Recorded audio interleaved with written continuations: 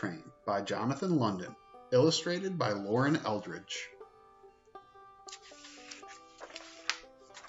Sleep Train.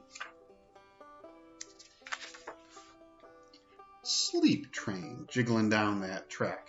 10 sleepy cars going clickety-clack with an engine in front and caboose in the back.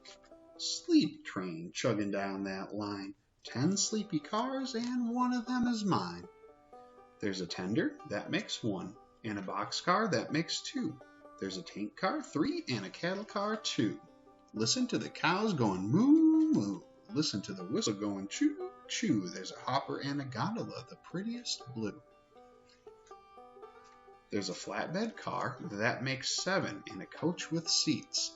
There's a dining car where everybody eats. Now so far, that makes 9. 9 sleepy cars rocking down that line. Sleep train jiggling down that track. But there are 10 sleepy cars going clickety-clack, followed by the caboose, a moonlit red.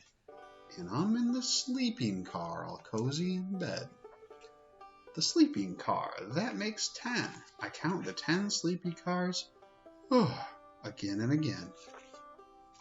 I count the 10 sleepy cars instead of counting sheep, and I'll count those cars till I go to sleep.